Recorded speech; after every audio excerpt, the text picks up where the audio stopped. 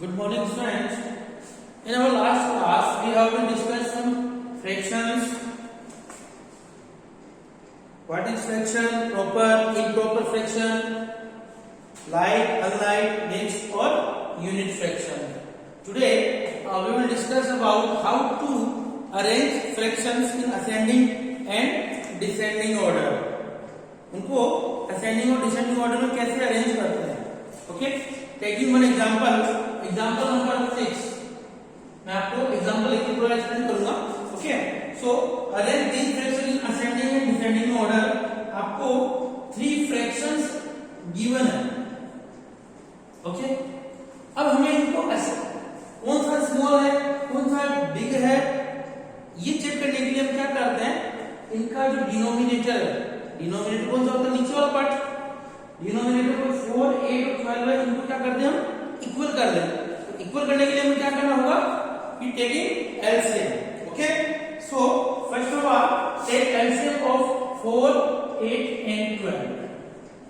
4, 8 and 12 LCM लेते हैं, divide by 2. LCM में क्या होता है, prime factorize method. Prime factorize method से इसको सॉल्व करेंगे. डिवाइड बाय 2, 2 2 जा 4, 2 4 जा 8, 2 6 जा 12. Again divide by 2. 2 1 ja 2, 2 2 ja 4, and 2 3 ja 6. Now 2 and 3 are there, so we divide by 2. जब तक 1 नहीं आता तब तक अपना जो एलसीएम का फैक्टराइजेशन है वो कंप्लीट नहीं होता है. So we divide last by 3. तो एलसीएम क्या हुआ, 3 2 ja 6, 6 2 ja 12 and 12 2 ja 24. तो एलसीएम क्या हुआ आपका 24. अब क्या करेंगे, ये जो एलसीएम है, जो एलसीएम ने लिया 24, सबसे पहले तो इनको फ्रैक्शंस को ऐसे नोट कर लीजिए. अब यहां जो नंबर फाइंड आउट करेंगे वो कैसे होगा, देखिए इधर जो एलसीएम है 24, उसको आप इस 4 से डिवाइड कर दीजिए. क्या आया 6, 4 6 24, so multiply it by 6 by 6. Here divide by 8, 24 को 8 से डिवाइड कीजिए.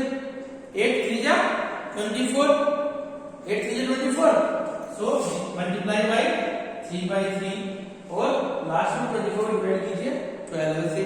12 2 जा 24, सो 2 by 2 से मल्टीप्लाई करेंगे. अब देखिए 6 3 जा 18, 6 4 जा 24.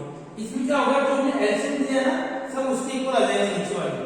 5 3 जा 15, 8 3 जा 24, 3 2 जा 6, 12 2 जा 24.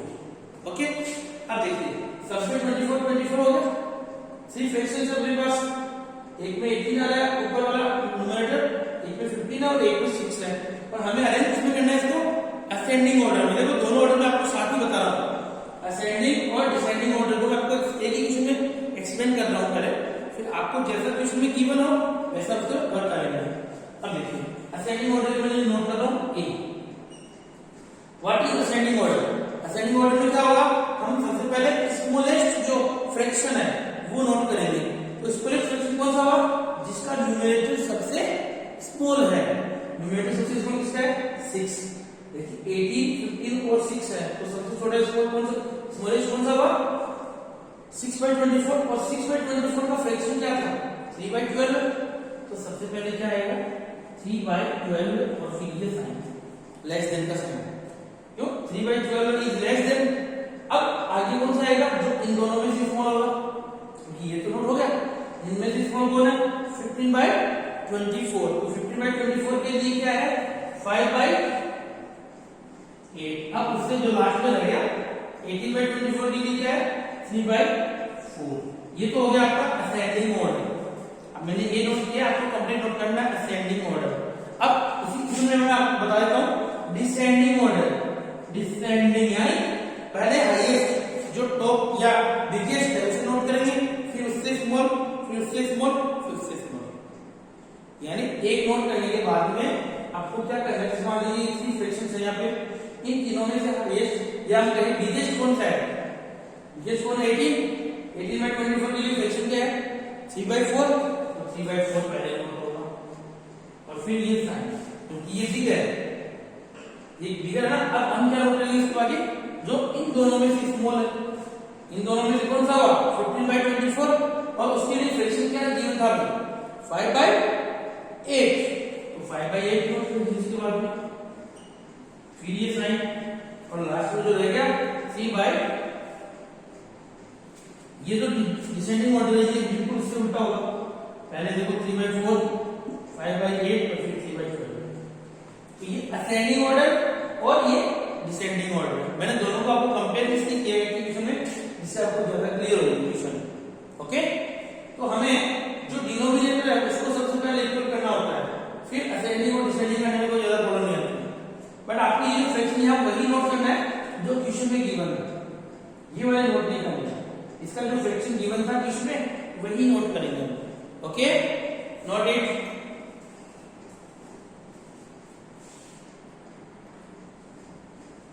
Next, equivalent fraction. So we will discuss example number 8.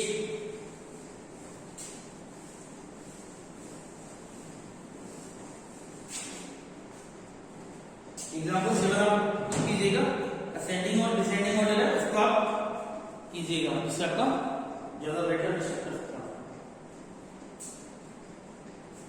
Next, equivalent fraction. Now for finding equivalent fraction of 3/5, 3/5 का equivalent fraction आपको फाइंड आउट करना है। So क्या करेंगे हम, सबसे पहले देखिए इसको आप 2/2 से मल्टीप्लाई कीजिए, न्यूमरेटर और डिनोमिनेटर को यदि हम सेम नंबर से मल्टीप्लाई करेंगे, न्यूमरेटर एंड डिनोमिनेटर को if you multiply numerator and denominator by the same number, right, 2/2, 3/3, 4/4, okay, then we get the equivalent fraction। अब जो 6/10 है वो 3/5 के इक्वल है, कैसे इक्वल, यदि हम 6/10 को 2 से कैंसिल करें, 6 को 2 से कैंसिल करेंगे 3, 10 को करेंगे तो 5, वही 3/5 ही है। तो आपको यदि ये कहा जाए कि 5 इक्विवेलेंट फ्रैक्शन फाइंड आउट कीजिए, तो आप सबसे पहले 2 से स्टार्ट कीजिए उसको मल्टीप्लाई करना, पहला 2 से किया और फिर 3 से, फिर 4 से, फिर 5 से और फिर 6 से। इनसे जो आपको मल्टीप्लिकेशन आएगा, अब मल्टीप्लाई कैसे करते हैं, न्यूमरेटर का न्यूमरेटर से, यानी जो ऊपर पार्ट है दोनों, 3 का 3 से, 5 का 3 से, then 9/15, 12/20, 15/25, like this we can find out equivalent fraction. Okay, students, in next class we will discuss addition and subtraction of fraction. Thank you.